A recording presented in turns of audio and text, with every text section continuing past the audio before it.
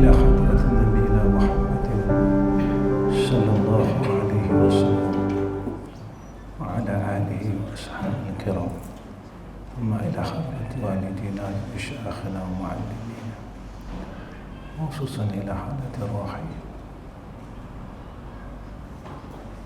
وخصوصا إلى حضرة الروحي، خصوصا إلى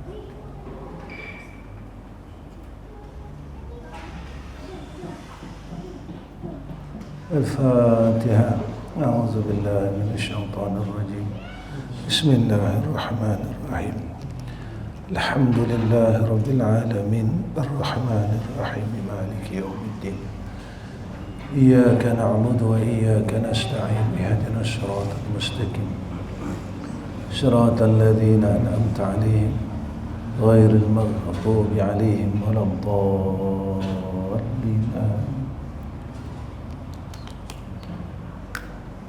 السلام عليكم ورحمة الله وبركاته. الحمد لله رب العالمين والعاقبة للمتقين والهادي إلى صراط مستقيم. أشهد أن لا إله إلا الله وحده لا شريك له، وأشهد أن محمدا عبده ورسوله. اللهم صل على سيدنا محمد وعلى آله وصحبه وسلم. رب اشرح لنا صدورنا ويسر أمورنا واحلل عقدة من لساننا يفقه قولنا. اللهم ارزقنا العلم والفهم والعقل والحكمة. اللهم ارزقنا فهم النبيين وحفظ المرسلين وإلهام الملائكة المقربين. أما بعد. Nama sekali yang saya kasih dan saya sayangi, itu Haji Yusuf, dan pada saya Haji Yusuf adalah sebagai abang saya sendiri. Mudah-mudahan doa orang yang lebih tua daripada kita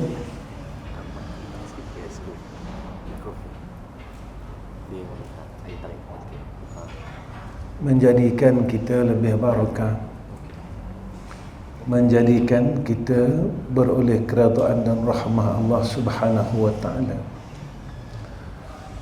Dan saya hormati Ustaz Yaakob Yusra dan yang hadir pada malam ni Ustaz Asdan, dan yang saya sayangi Abang Osman, dan sekalian jamaah yang hadir pada malam ini. Dan kita bersyukur kerana Allah berikan kita tentuan yang baik dan dapat ditemukan dalam satu tempat yang baik dengan keizinan daripada Allah Subhanahu wa taala. Tuan-tuan yang saya rahmati, tuan-tuan yang dirahmati Allah,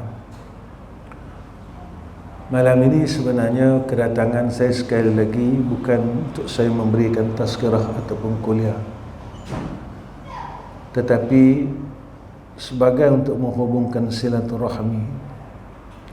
Jika mana kalam saya pada malam ini yang keluar daripada mulut yang penuh dengan kejahilan ini adalah khusus untuk saya menasihati diri saya sendiri, dan khususnya untuk isteri dan anak-anak saya dan keluarga saya khususnya, supaya kami sentiasa berharap di dalam bimbingan dan pimpinan daripada Allah Subhanahu wa taala.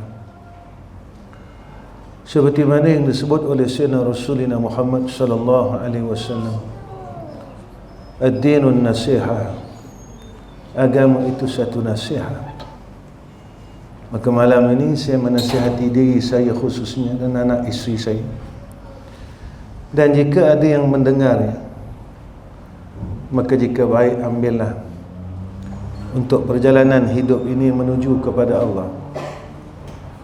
Dan jika tidak baik, memang sepatutnya, kerana kalam ini keluar daripada insan yang tidak baik, keluar daripada insan yang bodoh, keluar daripada insan yang penuh dengan kesalahan pada Allah. Dan maka selayaknya untuk dilontarkan dan untuk tidak dipedulikan kata-kata ini. Mudah-mudahan majlis kita dalam rahmah birrahmah daripada Allah, redha birredha, dan dalam keberkatan Allah.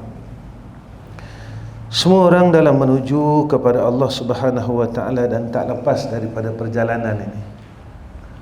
Saya, isteri dan anak-anak, seluruh keluarga, dan juga semua orang, kita sedang dalam menuju ke hadrah Allah. Bila waktunya, wallahu a'lam, kerana waktu itu dirahsiakan oleh Allah.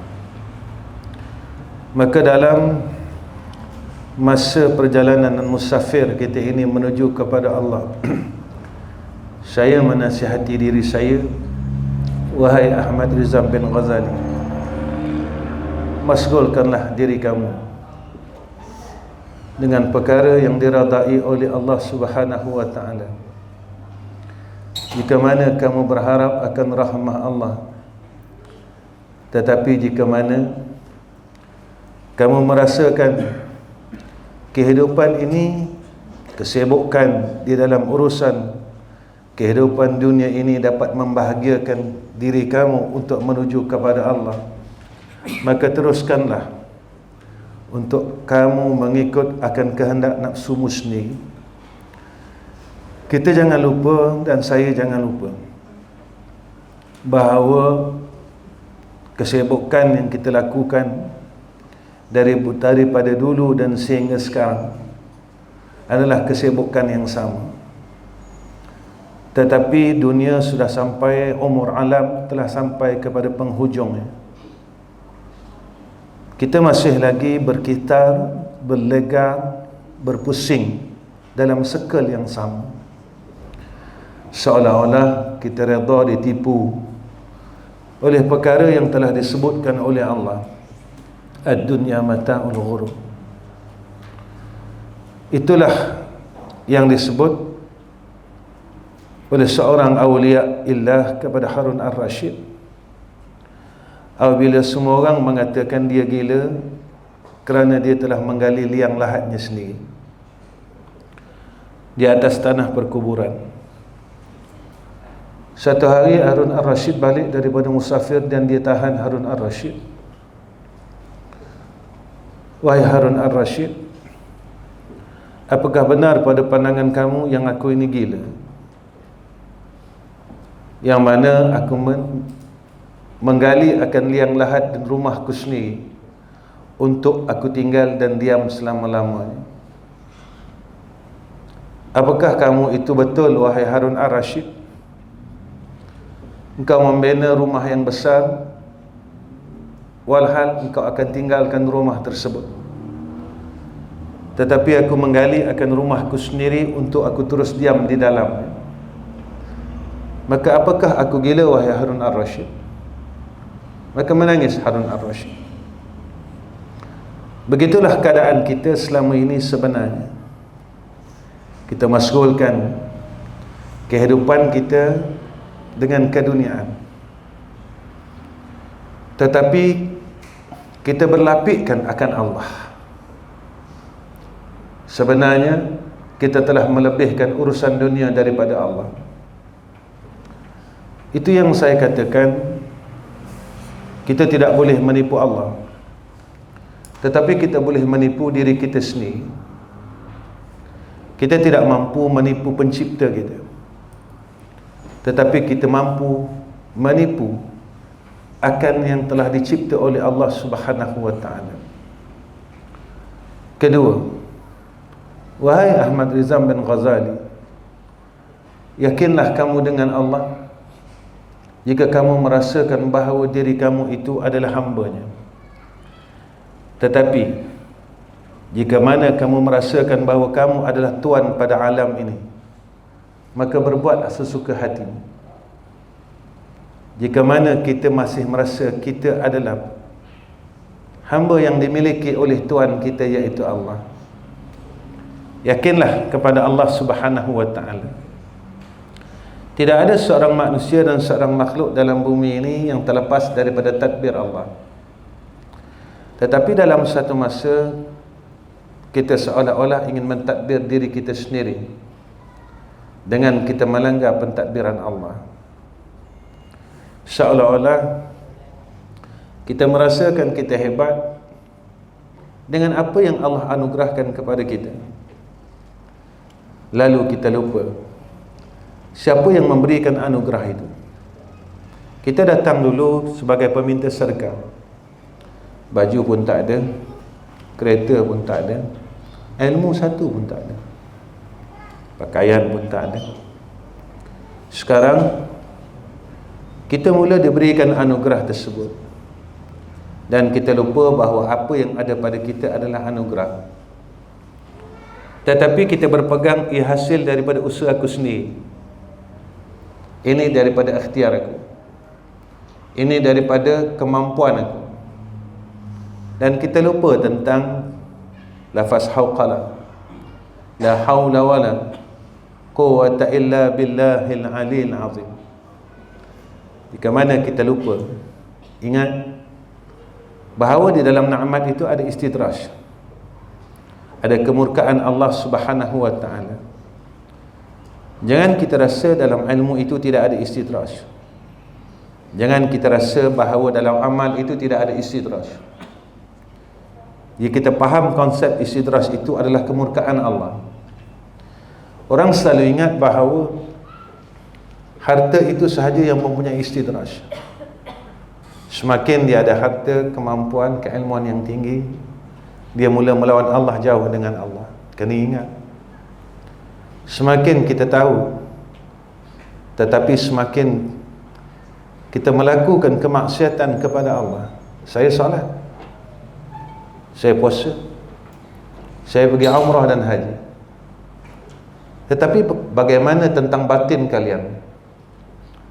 Yang menghadap kepada Allah adalah batin kita, bukan jasad ini yang dipandang oleh Allah, tetapi adalah batin kita, iaitu qalbun kita, tempat pandangan Allah. Qalbun kita ini tempat penelitian Allah.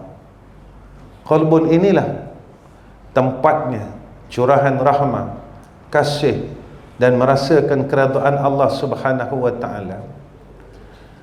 Jika mana sesuatu itu menjadi rahmah kepada kita, maka nescaya kita melihat akan diri kita semakin takarub kepada Allah Subhanahu wa ta'ala. Yang ketiga, wahai Ahmad Rizal bin Ghazali, ketika mana kamu sehat, ketika mana kamu senang, kamu melupakan Allah Subhanahu wa ta'ala, jika mana kamu boleh berdiri dengan sendiri dengan kemampuan, maka teruskanlah dengan apa yang kamu telah lakukan pada saat ini, dan sehinggalah kamu saat bertemu dengan Allah. Lidah kita tidak mampu untuk kita bermunajat kepada Allah Subhanahu wa ta'ala. Hatta kita dengan Allah, zikir kita berkira, selawat kita berkira, tasbih kita berkira, istighfar kita berkira. Tetapi kita tetap mengatakan bahawa kita berkehendakkan akan rahmat Allah. Kita rasa kita mampu untuk berdiri sendiri. Waktu senang kita lupa Allah, doa kita mula sikit, sebab kita senang. Doa kita mula sikit, masa kita dengan Allah mula sikit, sujud kita mula sikit. Alhamdulillah ada solat fardu. Jika tidak, kita tak mampu untuk sujud. Asma Allah mula sikit yang keluar daripada mulut kita, tetapi semua yang keluar daripada mulut kita hal keduniaan. Dunia, dunia, dunia, dunia dan dunia.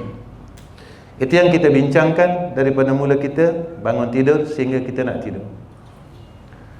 Berapa kali kita menyebut asma Allah pada hari ini? Berapa kali kita beristighfar kepada Allah pada hari ini? Berapa kali kita bertasbih kepada Allah pada hari ini? Ingat, apakah tujuan Allah jadikan lisan? Apakah tujuan Allah jadikan lidah? Maka kita tanya diri kita sendiri, apa yang aku nak bawa balik bertemu dengan Allah Subhanahu wa ta'ala? Tuan-tuan, zaman ini zaman orang pandai. Zaman ini bukan zaman orang bodoh. Tetapi zaman ini juga ramai orang yang melanggar perintah Allah. Zaman ini ramai hafizul Quran. Maka semakin ramai hafizul Quran, makin zaman itu juga semakin banyaknya kemungkaran dan kemaksiatan. Zaman ini seolah-olahnya ramai orang buat baik, tetapi seolah-olah kebaikan yang kita buat adalah sia-sia, tidak ada keberkatan. Diri bermasalah, anak-anak masalah, keluarga bermasalah, jiran bermasalah, sama-sama orang yang pandai bermasalah. Sebenarnya apa kehidupan ini? Kita nak apa sebenarnya? Saya tanya diri saya, kita nak apa sebenarnya? Kita tuntut apa sebenarnya? Kita cari apa sebenarnya? Jika dapat jawapan ini, maka tuan-tuan akan, saya dan tuan-tuan akan duduk pada garis panduan yang betul. Tanya diri kita masing-masing, aku cari apa sebenarnya? Aku nak apa sebenarnya? Aku cari duit ni untuk apa sebenarnya? Aku cari semua benda ni untuk apa sebenarnya? Allah akan tanya kita besok kelak. Tuan-tuan, saya dan tuan-tuan akan balik jumpa Allah, dan pasti akan jumpa Allah. Dan tidak terlepas daripada pertemuan dan perjumpaan ini, jika mana kita terlalu lalai dengan apa yang berlaku di sekitar kita, maka jangan sampai besok kita di sana penuh dengan penyesalan. Wahai Ahmad Rizal bin Ghazali,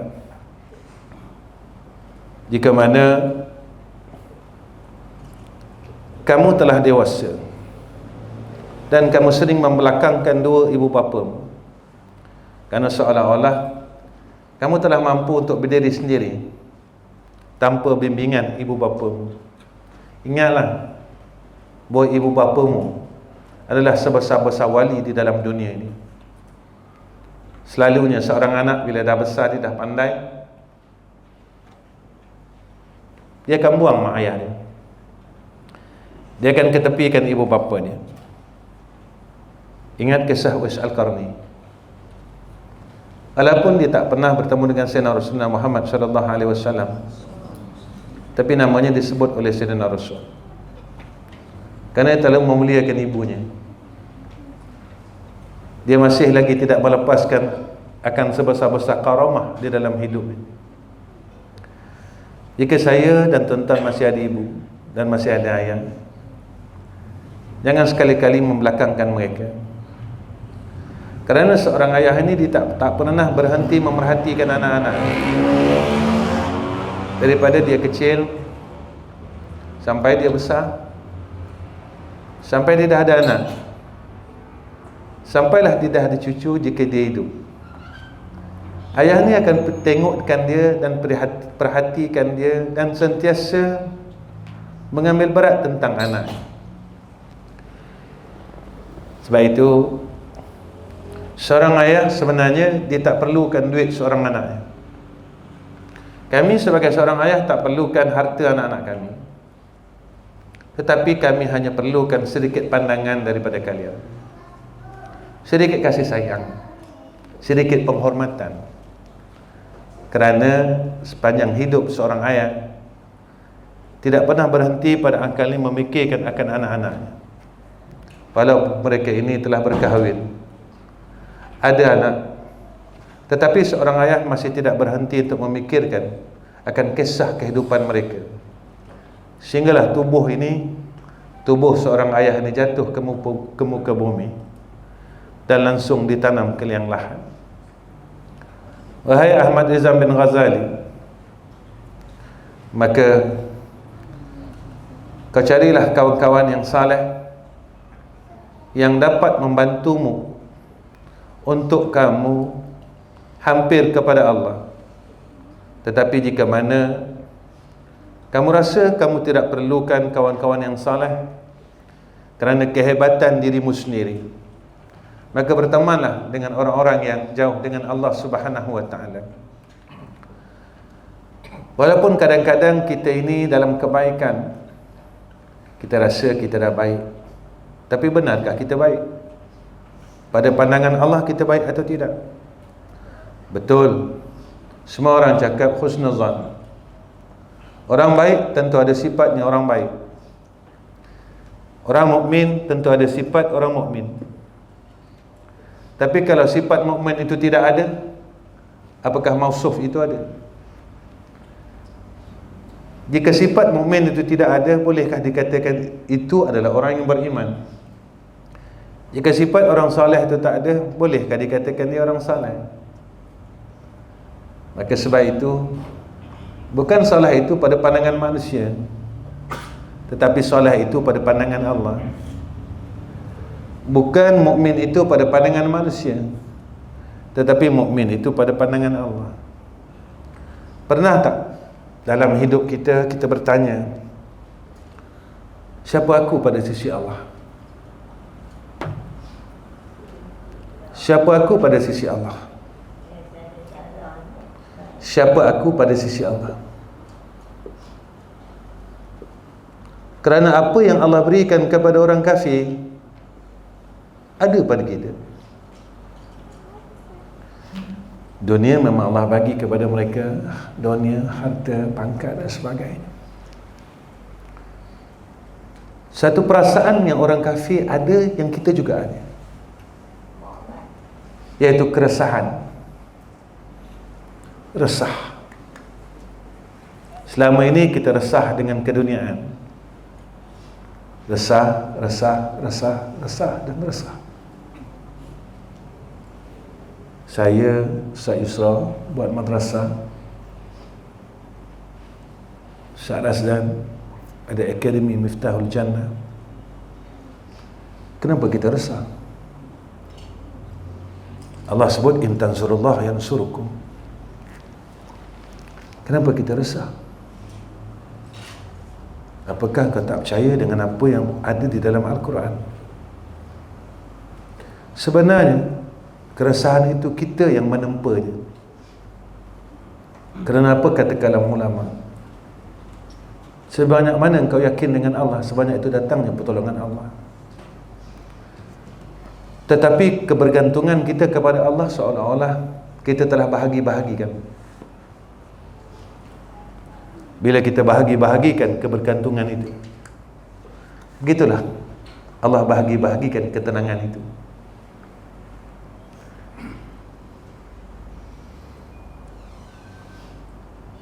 Yang Allah sebut dalam Al-Quran begini, ini untuk saya dan untuk semua orang, dan untuk pangkat anak saya Ustaz Yusra. Wa may yatawakkal 'ala Allah fa huwa hasbuh. Kau serah bulat-bulat dengan Allah, Allah cukupkan segala keperluan. Betul, kena betul dengan kena usaha dan ikhtiar. Tapi mana berat tawakalmu dengan usaha dan ikhtiar? Apakah berat kepada usaha atau berat kepada tawakal? Di mana peratus kita? Allah Maha mengetahui. Allah Maha mengetahui. Allah Maha mengetahui. Jika berat kebergantungan kita kepada usaha dan ikhtiar kita, begitulah beratnya keresahan kita. Jika berat lagi kebergantungan kita kepada Allah, maka ketika itu, maka dikurangkan keresahan kita, seperti Allah resahkan pada hati orang kafir. Sebab itu pada orang mukmin tidak ada keresahan dalam keduniaan ini. Kenapa tuan-tuan? Sebab dia yakin Allah ini zat yang maha kaya. Tak mungkin zat yang maha kaya berada seorang hamba yang bersama dengan zat yang maha kaya dia akan miskin. Tidak mungkin hamba yang bersama zat yang maha kaya dia akan susah. Tetapi kita lebih, kadang-kadang kita meletakkan kepada orang kaya. Kita terlupa siapa pemilik orang kaya. Kadang-kadang kita meletakkan kepada harta, kita lupa siapa pemilik harta dan yang menganugerahkan akan kita harta. Sebab itu sampai sekarang kita berusaha seperti mana orang yang dibenci oleh Allah, tongkos loma siang malam pagi petang. Kita berusaha sama seperti mana orang yang Allah benci.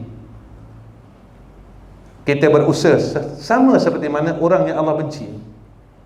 Habis masa kita dengan perkara keduniaan, sedikit masa kita untuk Allah dan Rasul. Tetapi kita pandai bercakap, aku buat ini memang untuk Allah dan Rasul. Apakah benar jawapan kita besok bila ditanya oleh Allah di yaumul mahsyar? Maka kita akan jawab dengan sebenar-benar hakikat jawapan kita besok dengan Allah Subhanahu wa taala. Wahai Ahmad Rizal bin Ghazali, jika kamu rasa hatimu tidak boleh lembut dan lunak dengan asma Allah,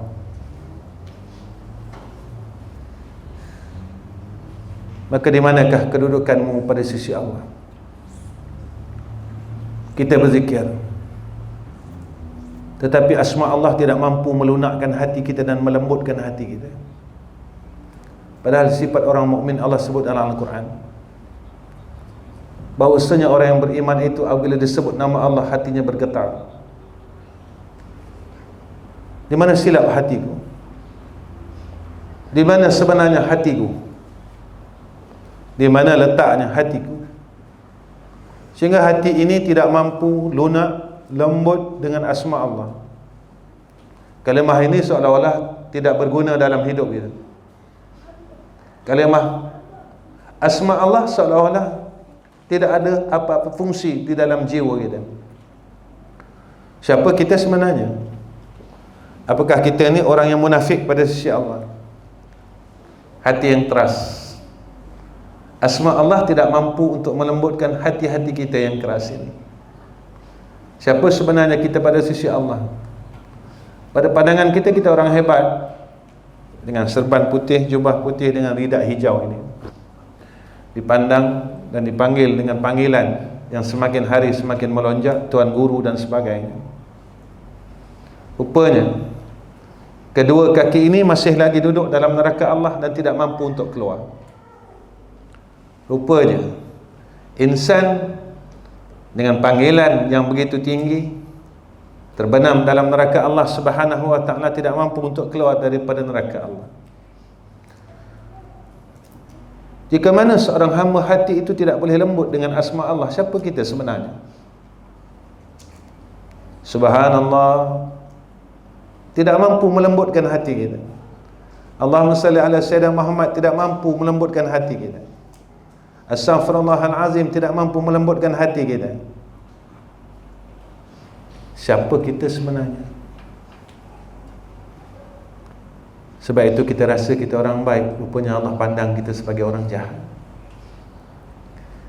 Kita rasa kita orang hebat, rupa pada Allah kita sebesar-besar kehinaan. Kita dihinakan oleh Allah Subhanahu wa taala dalam dunia ini tanpa kita sedar. Sebab itu kita sering bertanya dengan diri kita semua, apakah Allah redha aku sebenarnya? Apa yang aku buat selama ini dalam keredaan Allah atau tidak? Sebab tanda Allah redha, Allah sebut dalam Al-Quran, radhiyallahu anhum wa radu anhu zalika liman khasyiya rabbah. Dalam satu bulan ini ataupun satu minggu ini, berapa kalikah kita merasakan dalam hati kita, ya Allah, Kau ni redha ke aku tak? Ataupun kita tak ambil kisah, redha tak redha itu bukan hak aku. Janji aku boleh hidup, aku ada duit, aku boleh jadi orang kaya, sudahlah. Allah redha, Allah tak redha itu cerita lain. Tuan-tuan, jika Allah redha, harta yang ada pada kita akan dijamin oleh Allah jadi barakah dan cukup.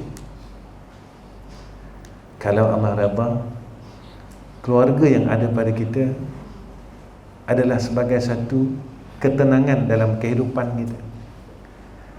Kalau Allah redha, ilmu yang ada pada kita menjadikan kita semakin dekat dengan Allah Subhanahu wa ta'ala. Kalau Allah redha, Al-Quran yang ada pada kita menjadikan kita semakin merasakan kebesaran Allah. Tuan-tuan, satu hari saya melihat satu video, seorang menemu ramah orang yang menulis akan Al-Quran di Madinah yang bernama Osman Taha. Kalau tuan-tuan tengok video itu, tuan-tuan akan nampak sebenarnya tentang mukjizat Al-Quran. Ketika ditanya tentang apa perasaannya yang menulis Al-Quran sebanyak 8 besi, dia kata apa? Ketika aku menulis akan ayat-ayat jannah Allah, hatiku rasa tenang dan aku tak mau berhenti untuk menulis ayat-ayat itu.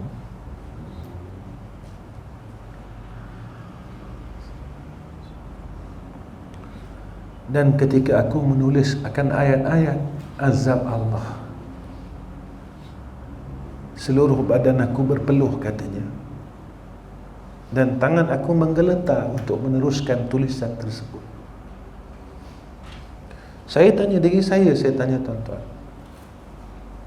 selama mana kita baca Quran, apa perasaan kita? Kosong. Kosong. Kosong. Jadi siapa kita? Kita kata Al-Quran ini satu mukjizat dan kita akui mukjizat. Kenapa Allah bagi kepada mereka ini merasai akan mukjizat Al-Quran? Kita yang dikeliling dengan Al-Quran, 24 jam dengan Al-Quran, tapi kita tak rasa akan kebesaran mukjizat Al-Quran itu sendiri. Kenapa? Kenapa dan kenapa?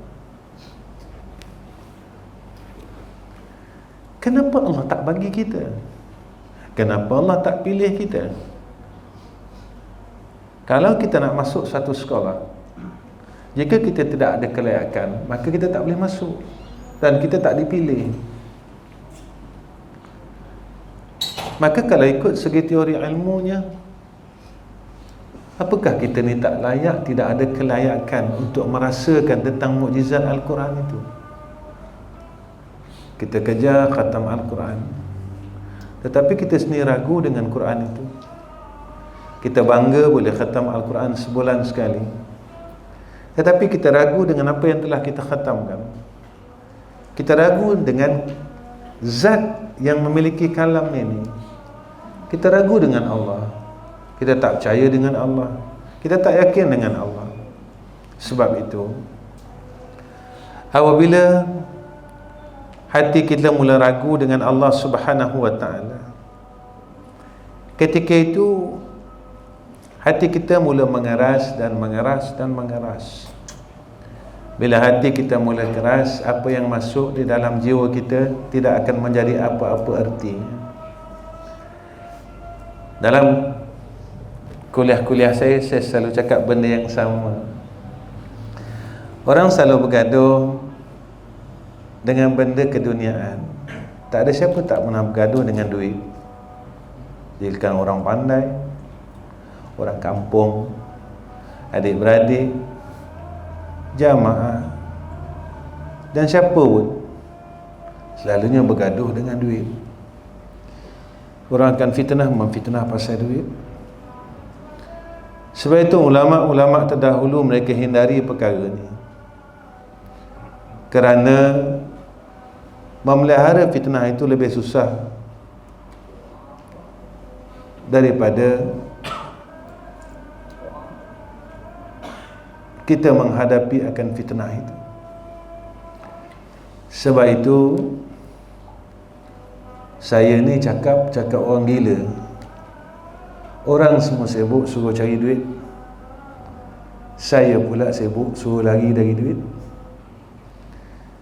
Kenapa? Zaman inilah zaman yang orang rosak dengan benda ni. Zaman dulu tidak. Kalau 60 tahun dulu, mungkin kalau saya tanya dengan abang saya Haji Yusuf, dia pun setuju dengan saya kot. Zaman dulu, 60 tahun dulu. Sekarang tidak. Kerana keadaan masyarakat dan umat ini berbeza. Tetapi semua telah meninggalkan Allah Subhanahu wa ta'ala. Semua telah melupakan Allah sedikit demi sedikit. Sebab itu Allah lupakan kita.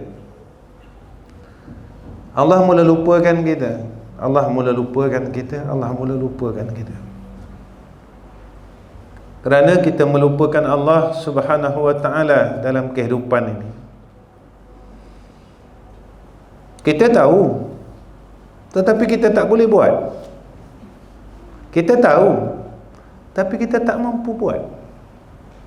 Kita tahu yang itu adalah nikmat sebesar-besarnya dan itulah jalan pada hakikatnya, tapi kita tak mampu buat. Kenapa? Adakah aku ini tergolong dalam golongan yang Allah masih benci aku, sehingga dia jauhkan diri kita ini daripadanya tanpa kita sedar? Wahai Ahmad Izam bin Ghazali, jika mana kamu boleh merasakan kamu mengelak daripada kematian, maka tinggalkanlah segala kebaikan dan ketaatan, dan teruslah berbuat perkara yang akan kau tinggalkan di dalam kehidupan ini. Jika kita rasa kita tidak akan mati dan boleh menghalang akan kedatangan malaikatul maut, teruskan apa yang kita buat hari ini. Hidup Allah bagi hari ini sebenarnya peluang untuk kita balik dengan Allah. Saya bila datang di Madad ini, memang saya tak boleh lupa wajah Ustaz Murtada. Memang saya tak boleh lupa sampai hari ini. Saya memang tak boleh lupa wajah insan tu. Yang saya rasakan orang yang betul-betul menjaga dirinya dan seorang anak yang agak warak. Kenapa tuan-tuan? Kita pun tahu dulu almarhum bekerja sebagai seorang pegawai di Jabatan Agama Islam Kedah. Tak begitu? Satu hari dia jumpa saya, dia kata, ayah, Murtada nak berhenti boleh tak? Sebab Murtada rasa khianat dengan apa yang Murtada buat. Murtada rasa Murtada makan gaji buta, tetapi banyak masa yang Murtada lari daripada amanah kerja. Lalu saya bagi pendapat, jika mana kamu yakin dengan Allah dan kamu tidak ragu, maka kamu akan berjalan pada landasan yang Allah redha. Kerana tidak ada kesukaan pada orang yang khianat di dalam amal. Sebulan lepas tu dia beritahu saya, ayah, saya dah berhenti. Dan saya tengok dia tak susah pun. Saya tengok dia tak ada pun masalah bertimpa-timpa. Inilah sebenarnya ikon yang perlu kita lihat. Orang yang seorang anak yang menjaga keluarganya, yang menjaga dirinya dengan Allah Subhanahu wa ta'ala, yang yakin sungguh dengan Allah Subhanahu wa ta'ala, keyakinan yang tidak berbelah bagi, tidak ada zon, tidak ada syak, tidak ada waham. Bila dalam kehidupan ini kita menuntut kemuliaan selain daripada Allah, tunggu kehinaan Allah. Jika di dalam dunia ini kita menuntut kemuliaan yang selain daripada Allah, tunggu kehinaan Allah. Jika di dalam dunia ini kita menuntut kemuliaan yang selain daripada Allah, maka tunggulah kehinaan Allah. Kenapa saya katakan demikian? Maka inilah cerita-cerita terdahulu bila kita menuntut kemuliaan manusia, kemuliaan dunia, kebanyakan semuanya berakhir dengan kehinaan. Tetapi siapa yang menuntut akan kemuliaan Allah Subhanahu wa ta'ala, maka ia dimuliakan di dunia dan di akhirat. Ingat, kita hamba Allah dan tak boleh lepas daripada hamba Allah. Kita tak ada daya dan upaya. Dua tangan ini kita mampu untuk melakukan kerja dunia, tetapi kita tak mampu untuk mengangkat tangan kepada Allah Subhanahu wa ta'ala. Kadang-kadang kita angkat tangan sambil lewa minta dengan Allah sebab kita rasa kita orang hebat.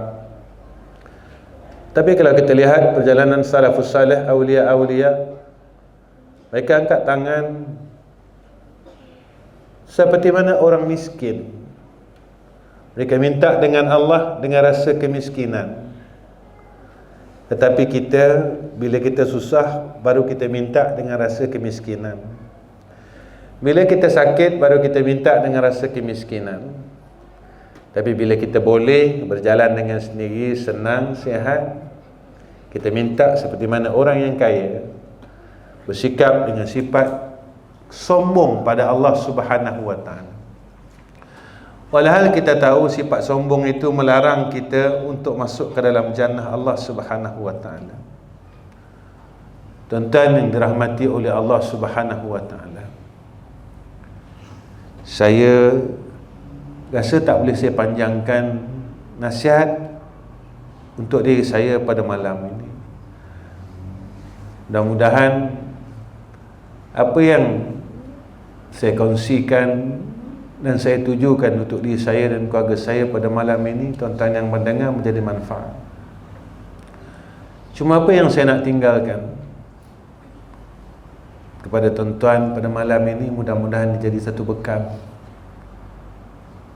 Dan itulah yang saya buat selama ini. Dulu saya rasakan bahawa makhluk ini boleh tolong kita. Apa saya silap? Semakin banyak saya mengharap kepada makhluk, sebanyak itulah saya rasa beban dalam hidup. Dulu saya ingat duit banyak, saya senang. Rupanya semakin banyak apa yang kita ada, semakin menyusahkan perjalanan hidup kita. Kawan-kawan jadi masalah, keluarga kita jadi masalah. Baru saya sedar, rupanya semakin banyak masa kita dengan Allah, semakin beban dan amanah yang Allah bagi kita bukan satu beban, rupanya satu kegembiraan. Maka saya tinggalkan semua benda itu. Bukan saya tinggalkan duduk rumah pondok, tak. Makin kita tinggalkan apa yang kita pegang dulu, pengharapan kita, rupanya Allah tajalli Allah akan kebesarannya pada kita. Semakin kita meninggalkan akan apa yang kita pegang dahulu dan kita bersihkan pegangan kita kepada Allah, sebanyak itulah telah ditajallikan akan jalalnya pada kita dalam kita menerima amanah Allah. Selama ini kita merasakan amanah ini satu beban, rupa sebenarnya amanah ini satu kegembiraan pada orang yang hatinya bersih bergantung dengan Allah Subhanahu wa ta'ala. Kita sebenarnya tak ada apa-apa, tuan-tuan. Tetapi kesilapan hidup kita telah pecahkan keyakinan itu berbagi-bagi kepada Allah. Mulut kita kata kita yakin Allah, rupanya cara kita itu lebih yakin dengan duit. Cara amal kita itu lebih yakin dengan orang. Allah pandang kita dan Allah tengok kita. Engkau tipu aku rupanya, kau bohong aku rupanya, kau khianat aku rupanya. Kau perdayakan aku rupanya. Benda itu keperluan. Dan selagi kita hidup dalam dunia, tetap kita perlukan akan harta. Tetapi jangan sampai harta itu merosakkan hidup kita dan perjalanan kita pada Allah. Jangan sebab perkara tersebut merosakkan hubungan kita dengan Allah Subhanahu wa ta'ala.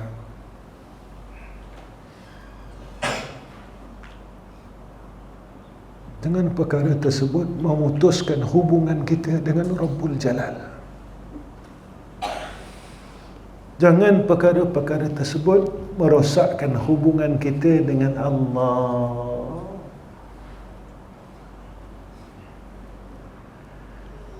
Tetapi kita jika mana kita rasakan bahawa kita tak memerlukan dia, maka teruslah berharap selain Allah. Teruslah bergantung selain Allah. Teruslah yakin selain Allah. Covid ni cukuplah didik kita. Ada apa dengan kita di sekeliling kita, satu kita tak boleh buat. Siapa boleh menghalang Allah Ta'ala menutup pintu masjidnya? Siapa boleh buka pintu-pintu masjid yang telah ditutup oleh Allah? Siapa boleh buka pintu-pintu masjid yang ditutup oleh Allah? Kita kata kita ada kuasa. Kita kata kita ada ilmu. Kita kata kita kuat. Bukalah.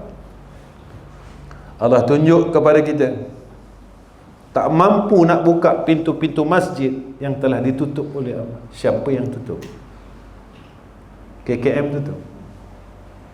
Kerajaan negeri tutup. Pada ilmunya ya. Pada hakikatnya jangan lupa kehendak siapa sebenarnya. Tetapi kita tidak memandang akan hakikat perkara tersebut, kerana kita telah dikaburkan dengan zahir perkara tersebut. Lalu kita akan bercerita tentang zahir perkara tersebut. Langsung kita tak memandang kepada hakikat yang telah mentakdirkan perkara tersebut. Baik itu kita ingat kita hebat, ada badan, tubuh badan yang sihat, ada kenderaan, ada duit.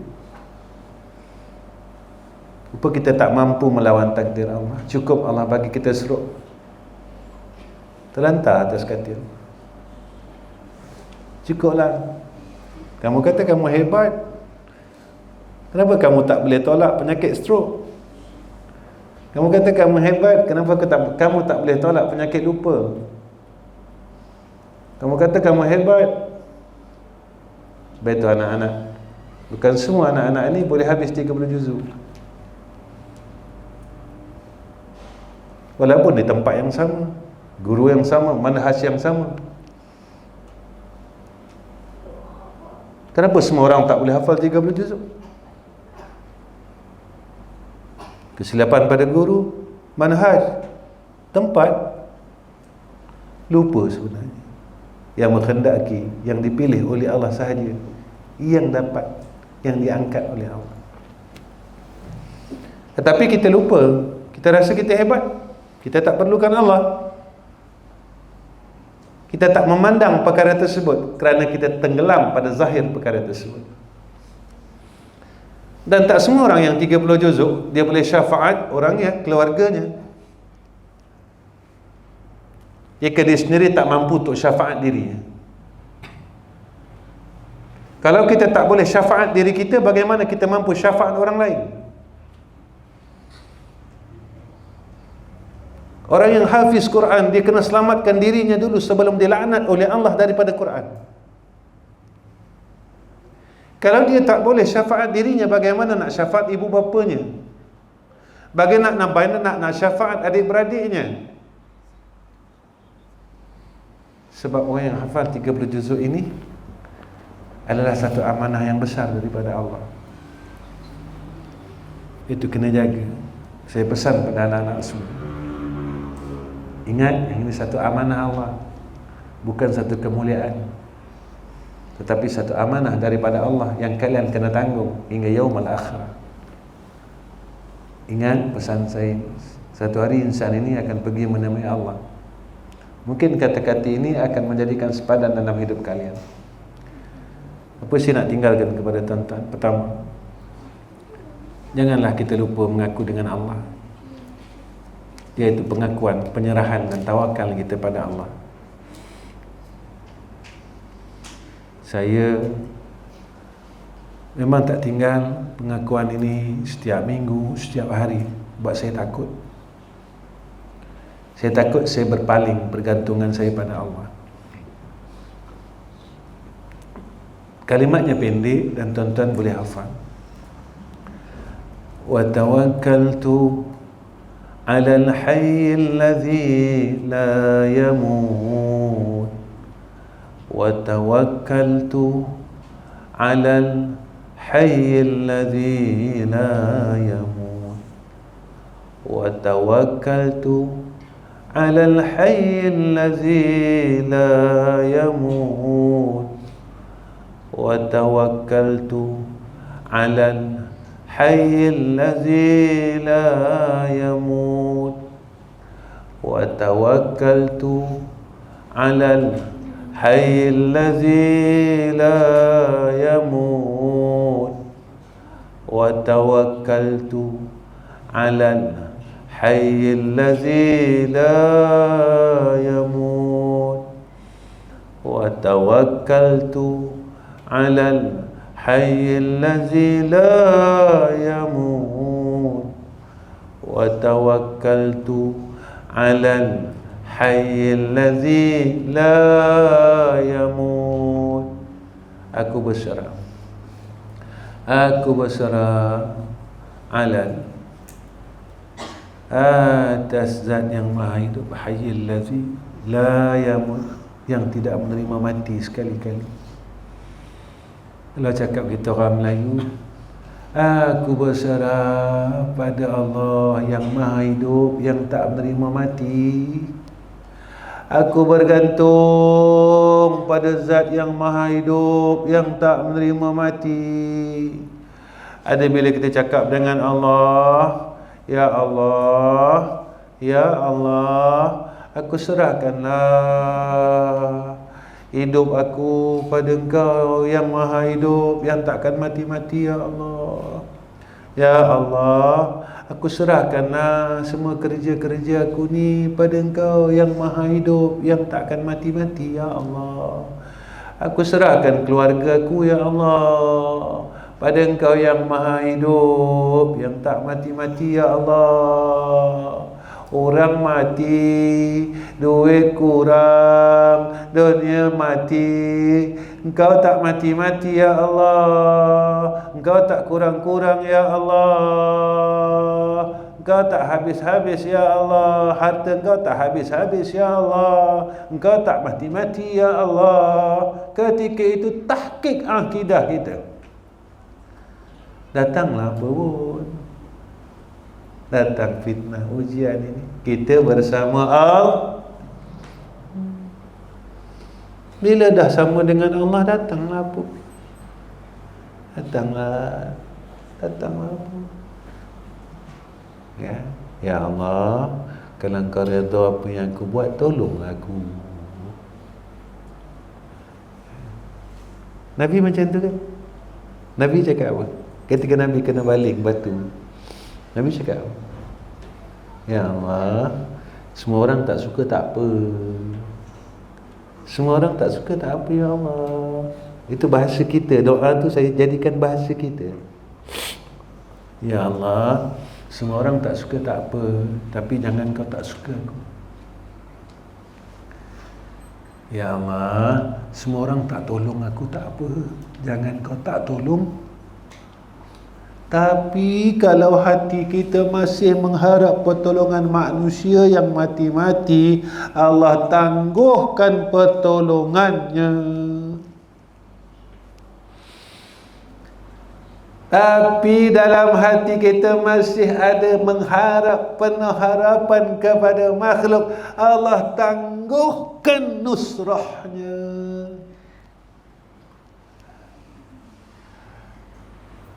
bersihkan betul-betul, bulat dengan Allah. Ulang benda tu semua orang. Ulang. Wa tawakkaltu 'alal hayyil ladzi la yamut wa tawakkaltu 'alal hayyil ladzi la yamut wa tawakkaltu 'alal hayyil ladzi la yamut. Akhir kalam, tak rugi bersama Allah sebab Allah tak pernah susahkan kita. Tak rugi bersama Allah kerana Allah tak pernah zalimkan kita. Tak rugi bersama Allah kerana Allah tak pernah kecewakan kita. Tak rugi bersama Allah kerana Allah tak pernah tinggalkan kita. Wa akhirul kalam, Assalamualaikum warahmatullahi wabarakatuh. A'udzu billahi minasyaitonir rajim. Bismillahirrahmanirrahim. Alhamdulillahi rabbil alamin. Wassalatu wassalamu ala asyrafil anbiya'i wal mursalin wa ala alihi wa sahbihi ajma'in. Ya Allah, kami berhimpun semua pada malam ini, ya Allah. Kami menagih akan rahmat-Mu. Kami tagih belas kasih-Mu. Ya Allah, kami mengaku, ya Allah, hamba-hamba-Mu yang berhimpun pada malam ini penuh dengan silap, penuh dengan salah. Kami rasa kami orang baik, rupanya pada Engkau kami jahat, ya Allah. Kami rasa kami orang yang hampir dengan Engkau, rupanya kami ni jauh dengan Engkau, ya Allah. Ya Allah, kami tidak ada tempat untuk mengadu hal melainkan kepada Engkau, ya Allah. Salah-salah kami betulkanlah, ya Allah. Silap-silap kami pimpinlah, ya Allah. Jangan Kau teruskan kesilapan di atas kami, sehingga kami terus sesat. Ya Allah, ya Rahman, ya Rahim. Zaman yang kami duduk ini satu zaman yang penuh dengan fitnah. Kami tak mampu, ya Allah. Kami tak mampu, ya Allah. Kami sebenarnya memang tak mampu. Tolonglah. Tolonglah. Tolonglah. Tolonglah. Tolonglah, ya Allah. Tolonglah, ya Allah. Ya Allah, ya Rahman, ya Rahim. Jika ada satu saat, satu masa kami lupa pada Engkau, ya Allah, maafkanlah. Maafkanlah. Jika kami mula sibuk dengan selain daripada Engkau, ya Allah, ampunkanlah. Ampunkanlah. Ampunkanlah. Kami memang lemah, ya Allah. Tapi janganlah kami mati dalam keadaan kami lemah. Jangan Kau matikan kami dalam keadaan kami terus lalai.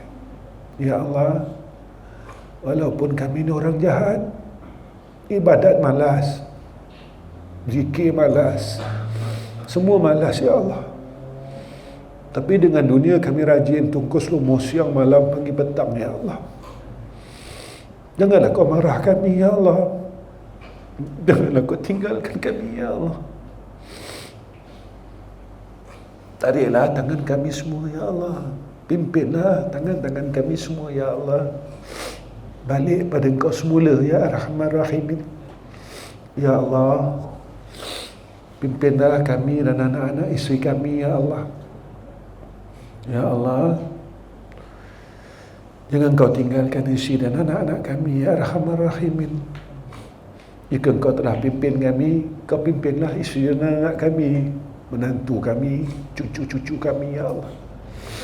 Jangan Kau tinggalkan mereka, ya Allah, sebab kami sayang mereka, ya Allah. Kami sayang isteri kami, ya Allah. Kami sayang anak-anak kami, ya Allah. Kami sayang cucu kami, menantu kami, ya Rahman Rahim. Ya Allah, ya Rahman, ya Rahim. Kami mohon pada Engkau, ya Allah, matikan kami dalam husnul khatimah. Tolonglah, ya Allah. Tolonglah, ya Allah. Tolonglah, ya Allah. Tolonglah ya Allah, kami minta ya Rahman Rahimin. Ya Allah, kami mohon, kami minta husnul khatimah. Kami minta husnul khatimah ya Allah. Kami minta husnul khatimah ya Allah. Tolonglah ya Allah. Ya Allah, hebat mana hidup kami dalam dunia ni ya Allah, tapi kalau kami mati su'ul khatimah, kami celaka ya Allah. Ya Allah, kalau duit kami banyak, kami mati husnul khatimah, kami tak guna ya Allah. Ya Allah, pangkat kami besar pun kalau kami tak dapat husnul khatimah, rugi kami ya Allah. Ya Allah, kalau kami pandai mana sekalipun kami tak dapat husnul khatimah, malang kami ya Allah. Ya Allah, tolonglah, dengarkanlah doa semua orang ini ya Allah. Dengarkanlah ya Allah. Terimalah ya Allah. Pandanglah muka kami ini ya Arhamar Rahimin. Pandanglah wajah kami ya Allah. Ya mujib as-sa'ilin, Ya mujib as-sa'ilin, Ya mujib as-sa'ilin. Wassallallahu ala sayyidina Muhammad wa ala sayyidina Muhammad walhamdulillahi rabbil alamin. Taqabbalallahu minna wa minkum.